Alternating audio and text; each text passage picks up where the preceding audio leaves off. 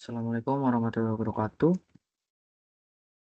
Perkenalkan, nama saya Raka Bubisara Sentria dengan NIM 230401070207. Di sini saya akan mempresentasikan tugas untuk data mining program studi PJ Informatika Universitas Berasia. Di sini saya akan membawakan presentasi dengan judul implementasi data mining untuk forecasting kasus DBD menggunakan metode CRISP-DM. Presentasi ini akan membahas secara mendalam bagaimana pendekatan data mining dapat diterapkan untuk memprediksi kasus demam berdarah dengue menggunakan metodologi CRISP-DM, memberikan wawasan tentang potensi transformasi manajemen kesehatan masyarakat. Oke. Next, latar belakang masalah urgensi prediksi DBD. Mengapa topik ini penting dan mendesak? DBD atau demam berdarah dengue bukan sekedar penyakit biasa. Inilah tantangan kesehatan masyarakat yang kompleks di Indonesia. Penyakit ini secara endemis menyebar luas di berbagai daerah. Dan meskipun memiliki pola musiman yang dapat dikenali, seringkali terjadi lonjakan kasus yang tidak terduga atau yang biasa disebut outbreak. Ketidakpastian inilah yang menjadi akar masalah utama. Dampak negatif yang menganjurkan. Ketika lonjakan kasus tidak dapat diprediksi dengan akurat, dampaknya terasa di seluruh sistem kesehatan. Rumah sakit seringkali menghadapi krisis dengan bed occupancy rate yang penuh. Artinya tidak ada lagi tempat tidur yang tersedia untuk pasien baru. Selain itu, stok obat-obatan kritis dan suplai medis lainnya bisa menipis atau bahkan habis sama sekali. Beban kerja tenaga medis juga meningkat drastis, menyebabkan kelelahan dan risiko kesalahan yang lebih tinggi. Situasi ini tidak hanya mengancam nyawa pasien, tetapi juga melumpuhkan kapasitas layanan kesehatan. Solusi untuk mengatasi eh, masalah tersebut dengan melalui data mining, yaitu dalam menghadapi tantangan ini, diperlukan pendekatan yang lebih cerdas dan proaktif.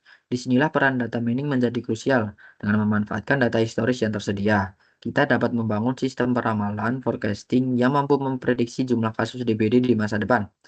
Sistem ini tidak hanya akan mengidentifikasi potensi lonjakan kasus jauh sebelum terjadi, tetapi juga memungkinkan manajemen kesehatan untuk melakukan mitigasi risiko secara lebih efektif dan tepat waktu, mengubah strategi dari reaktif menjadi preventif. Metodologi penelitian CIRSP-DM, Cross Industry Standard Process for Data Mining, dengan pendekatan sistematis.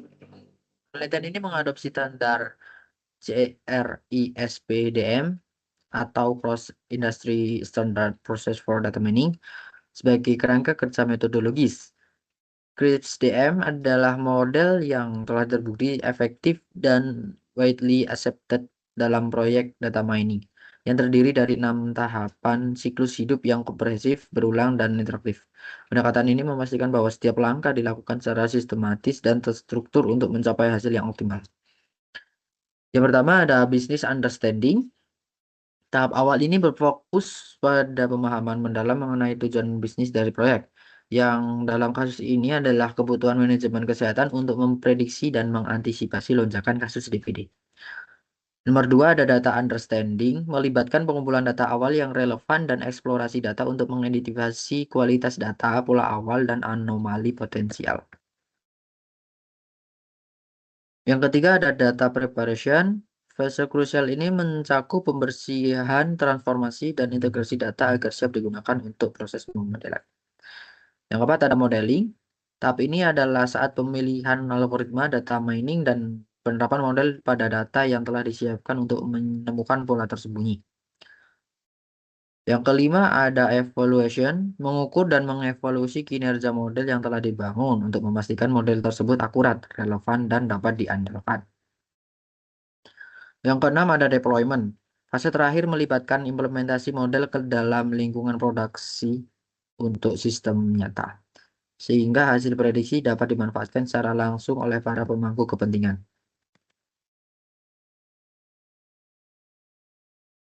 Tahap yang pertama ada business understanding.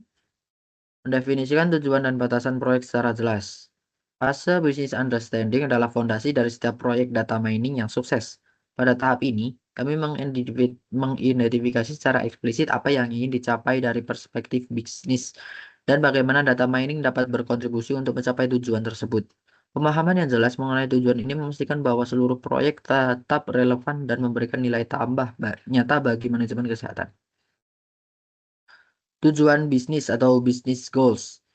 Peningkatan efisiensi logistik. Kami bertujuan untuk meningkatkan efisiensi manajemen logistik rumah sakit dengan menyediakan perkiraan jumlah pasien DBD 3-6 bulan ke depan. Ini adalah memungkinkan perencanaan sumber daya yang lebih baik, termasuk ketersediaan tempat tidur, obat-obatan, dan tenaga medis. Selanjutnya ada penurunan angka kematian. Tujuan akhir yang paling penting adalah menurunkan angka kematian akibat DBD yang disebabkan oleh keterlambatan penanganan atau kurangnya fasilitas. Dengan prediksi yang akurat, intervensi dapat dilakukan lebih cepat. Oke, yang pertama ada tujuan data mining goals. Di sini eh, di business understanding ini ada satu tujuan data mining dan dua ada batasan masalah. Untuk tujuan data mining itu membangun model prediksi akurat, mengembangkan model prediksi time series yang memiliki tingkat akurasi tinggi dalam memperkirakan jumlah kasus DBD bulanan. Minimalisasi error prediksi, menghasilkan nilai error prediksi serendah mungkin dengan target MAP, mean absolute percentage error, kurang dari 10% yang mengindikasikan peramalan yang sangat akurat.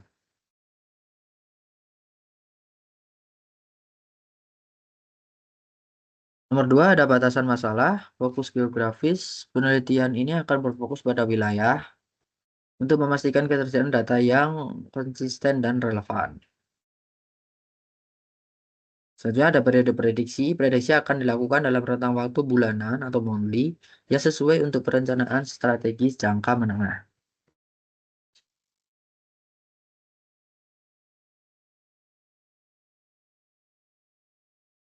Tahap 2 ada data understanding.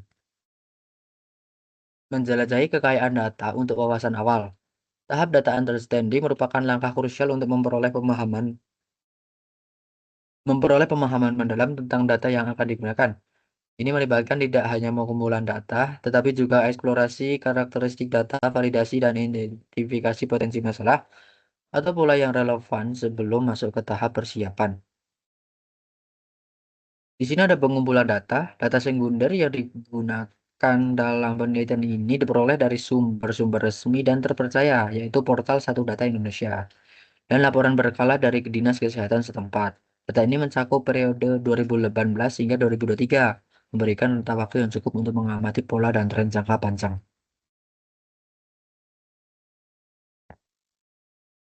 Selanjutnya di sini ada waktu atau time index. Ini adalah variabel kunci yang menunjukkan periode pengambilan data, bulan dan tahun. Penting untuk analisis time series. Selanjutnya ada analisis deskriptif awal. Dari observasi awal, data menunjukkan adanya pola musiman atau seasonal yang kuat. Kasus DBD cenderung mengalami peningkatan signifikan pada bulan Januari sampai Februari yang bertepatan dengan puncak musim hujan di Indonesia. Setelah itu, terjadi penurunan kasus pada pertengahan tahun. Pola ini sangat penting untuk mempertimbangkan dalam pemilihan model forecasting. Sini ada satu dan dua. Yang satu itu variabel target atau target variable Y. Jumlah kasus positif DBD yang terkonfirmasi per bulan. Ini adalah variabel yang ingin kita prediksi. Yang kedua ada variabel penjelas atau exogenous variable atau X. Faktor-faktor eksternal yang diyakini mempengaruhi perkembangan nyamuk Aedes aegypti meliputi rata-rata curah hujan per mm. Curah hujan yang tinggi seringkali berkorelasi dengan peningkatan tempat berkembang biak nyamuk. Suhu udara per derajat Celcius. Suhu optimal dapat mempercepat siklus hidup nyamuk dan replikasi virus. Selanjutnya ada kelembapan udara per persen. Kelembapan tinggi juga mendukung kelangsungan hidup nyamuk. Selanjutnya ada tahap 3, data preparation, bagian yang pertama. Pemberian data cleaning, memastikan kualitas dan integritas data. Tahap data preprocessing adalah salah satu tahapan paling penting dalam proses data mining. Kualitas output model sangat bergantung pada kualitas data input. Bagian pertama dari tahap ini berfokus pada data cleansing, yaitu proses identifikasi dan koreksi kesalahan, inkonsistensi atau data yang hilang dalam dataset. Penanganan missing values. Sorry. Selama eksplorasi data, teridentifikasi adanya beberapa data kosong atau missing values, terutama pada periode pelaporan di tahun-tahun awal dataset. Missing values ini dapat mengganggu proses pemodelan dan menghasilkan prediksi yang bias. Di sini ada metode dan tujuan. Untuk metode ini yaitu mengatasi masalah ini, kami mengimplementasikan metode linear interpolation. Metode ini mengisi kekosongan data dengan nilai yang dihitung berdasarkan titik data terdekat, memastikan bahwa pola tren dan musiman data tetap terjaga dan tidak terjadi distorsi yang signifikan. Pendekatan ini lebih superior dibandingkan penghapusan baris data karena mempertahankan informasi berharga dari seri waktu. Selanjutnya ada tujuan. Tujuannya yaitu memastikan kelengkapan data tanpa merusak struktur atau pola alami dari data time series yang penting untuk model forecasting. Di sini juga terdapat deteksi outlier. Outlier adalah nilai data yang secara signifikan berbeda dari sebagian besar data lainnya. Dalam konteks kasus DBD, outlier bisa berupa lonjakan kasus yang ekstrim atau penurunan yang tidak biasa. Ini disebabkan oleh kesalahan input data, kejadian khusus seperti bencana alam atau anomali lainnya. Identifikasi. Kami menggunakan teknik statistik dan visualisasi, misalnya box plot atau z-score, untuk mengidentifikasi potensi outlier. Tentunya ada penyesuaian. Setiap outlier yang terdeteksi diperiksa secara cepat, cermat. Jika terkonfirmasi sebagai kesalahan input, data tersebut akan disesuaikan. Namun, jika outlier tersebut mempresentasikan kejadian nyata yang ekstrim, keputusannya adalah untuk mempertahankannya untuk menangani dengan teknik khusus agar tidak bias pada hasil prediksi. Karena model harus tetap mampu mempelajari variabilitas ekstrim yang mungkin terjadi. Sebelumnya dan masih di tahap 3, data preparation bagian 2. Transformasi dan pembagian data membentuk data yang siap pakai. Setelah data dibersihkan, langkah selanjutnya dalam data preparation adalah melakukan transformasi dan pembagian data. Tahap ini sangat penting untuk memastikan bahwa dalam format yang optimal untuk algoritma pemodelan, serta untuk menyiapkan mekanisme validasi yang kuat. Normalisasi data. Normalisasi data adalah proses menskalaan ulang nilai numerik dan variabel-variabel data ke dalam rentang standar, tanpa mengubah perbedaan rentang nilai data atau kehilangan informasi. Ini sangat penting ketika variabel memiliki rentang nilai yang sangat berbeda, misalnya curah hujan dalam milimeter versus jumlah kasus DBD. Metode, kami menerapkan metode min-max scaler. Metode ini mentransformasi data sehingga semua nilai berada dalam rentang 0, 1 atau min 1, 1 yang seringkali menjadi persyaratan algoritma machine learning tertentu. Manfaatnya, pensalahan ini membantu mempercepat proses komputasi algoritma, menghindari dominasi variabel dengan skala yang lebih besar, dan meningkatkan konvergensi model. Data splitting. Pembagian dataset menjadi subset yang berbeda adalah praktik standar dalam machine learning untuk melatih dan mengevaluasi model secara objektif. Ini memastikan bahwa model diuji pada data yang belum pernah dilihat sebelumnya. Training data 80%, data dari tahun 2018 hingga 2022 dialokasikan sebagai data pelatihan. Subset ini digunakan untuk melatih model, di mana algoritma akan mempelajari pola tren dan hubungan antar variabel dari data historis ini. Testing data 20%, data dari tahun 2023 dicadangkan sebagai data pengujian. Subset ini bersifat independen dari data pelatihan dan digunakan untuk menguji seberapa baik model yang telah dilatih untuk menggeneralisasi dan memprediksi data baru yang belum pernah ditemui sebelumnya. Bagian ini penting untuk mencegah overfitting, di mana model menjadi terlalu spesifik pada data pelatihan dan gagal melakukan prediksi yang baik pada data baru. Tahap yang keempat adalah modeling. Pemilihan dan implementasi algoritma prediksi atau ARIMA.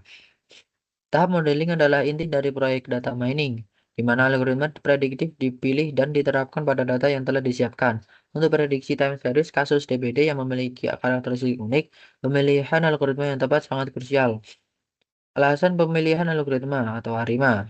ARIMA atau Autoregressive Integrated Moving Average adalah salah satu model statistik yang paling populer dan efektif untuk menganalisis dan peramalan data time series. Karakteristik data DBD. Data kasus DBD menunjukkan adanya komponen tren, peningkatan dan penurunan jangka panjang dan musiman, pola berulang dalam periode waktu tertentu, seperti tahunan akibat musim hujan. ARIMA secara khusus dirancang untuk menangani kedua komponen ini setelah data diubah menjadi stasioner. Stasioneritas. Model ARIMA membutuhkan data yang stasioner, artinya statistik seperti rata-rata dan varians tidak berubah sepanjang waktu.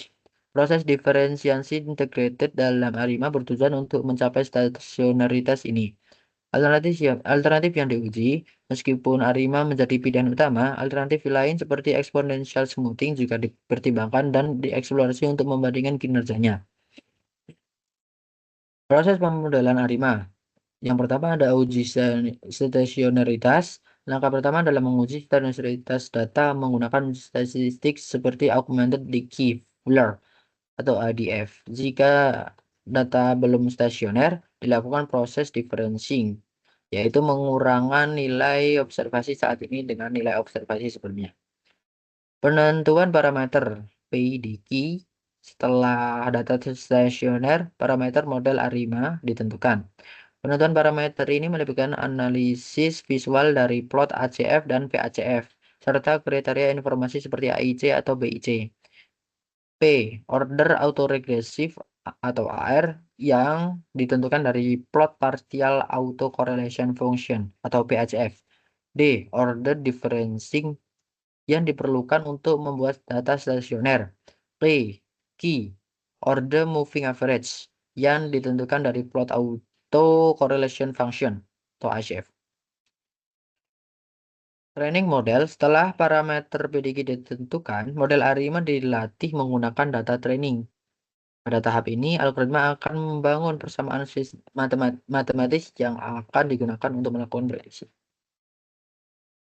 Kelima, evaluation, pengujian akurasi model mengukur kinerja prediksi. Tahap evaluation adalah fase krusial untuk memverifikasi seberapa baik model yang telah dibangun dapat memprediksi kasus DBD di masa depan. Tanpa evaluasi yang cermat, keandalan model tidak dapat dipastikan, dan implementasinya dapat menyebabkan keputusan yang salah. Metode evaluasi. Untuk mengukur akurasi model, kami membandingkan hasil prediksi yang dihasilkan oleh model predictive value dengan data aktual yang sebenarnya terjadi. Actual value pada periode testing data, yaitu data tahun 2023.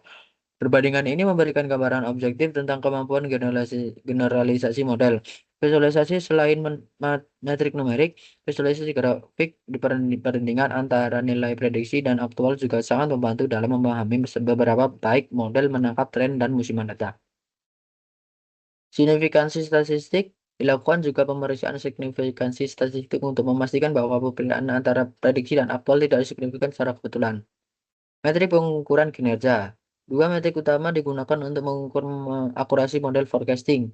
Yang pertama ada MAP, Mean Absolute Percentage Error, dan yang kedua ada RMSE, Root Mean Square Error. MAP itu fungsinya mengukur rata-rata persentase kesalahan absolut antara nilai prediksi dan nilai aktual. Ini adalah metrik yang intuitif dan mudah diinterpretasikan. Target capaiannya kalau MAP itu kurang dari 10%. Nilai MAP di bawah 10% umumnya digantungkan sebagai highly accurate forecasting, menunjukkan bahwa model memiliki kinerja prediksi yang sangat baik. Kalau yang RMSI, Root Mean Square Error, fungsinya itu mengukur tingkat penyimpangan rata-rata antara nilai prediksi dan nilai aktual. RMSE memberikan bobot lebih pada kesalahan yang lebih besar, sehingga sensitif terhadap outlier. Interpretasi nilai RMSE yang lebih rendah menunjukkan model yang lebih akurat. Hasil evaluasinya, berdasarkan pengujian ekstensif, model kami berhasil mencapai nilai MAP sebesar 8,5%. Hasil ini secara signifikan memenuhi kriteria highly accurate forecasting, menunjukkan bahwa model ARIMA yang telah dikembangkan mampu memprediksi tren kenaikan dan penurunan kasus DBD dengan sangat baik dan sangat layak untuk digunakan dalam perencanaan strategis kesehatan. Tahap 6, yaitu tahap terakhir, yaitu deployment, implementasi hasil dan manfaat nyata untuk kesehatan masyarakat. Tahap deployment adalah titik kulminasi dari seluruh proses Scripps BM di mana hasil model prediksi diintersegsi. Selanjutnya ada rencana tindak lanjut atau action plan. Prediksi yang akurat memungkinkan perumusan rencana tindak lanjut yang proaktif dan terkoordinasi. Yaitu di sini ada kesiapsiagaan rumah sakit dan yang kedua ada intervensi dinas kesehatan. Oke, kita masuk ke kesimpulan. Penerapan data mining dengan metodologi CRIPS DM terbukti sangat efektif dalam mengatasi masalah ketidakpastian jumlah pasien DBD di rumah sakit. Dengan memanfaatkan data historis dan algoritma yang canggih, kita dapat mengubah pendekatan manajemen kesehatan secara fundamental. Algoritma Harima telah menunjukkan kemampuannya dalam menangkap pola musiman penyebaran penyakit DBD dengan akurasi tinggi, memberikan fondasi yang kokoh untuk prediksi yang andal. Sistem ini bukan hanya sekedar alat prediksi, ini adalah transformasi paradigma. Ini mengubah penanganan kesehatan dari yang bersifat reaktif, mengobati setelah sakit atau setelah masalah terjadi, menjadi preventif, mencegah sebelum kejadian meluas, bahkan sebelum gejalanya muncul. Dengan demikian, data mining memiliki potensi besar untuk meningkatkan kualitas hidup masyarakat dan efisiensi sistem kesehatan secara keseluruhan. Demikian presentasi yang dapat saya sampaikan. Apabila ada kesalahan, mohon dimaafkan. Assalamualaikum warahmatullahi wabarakatuh.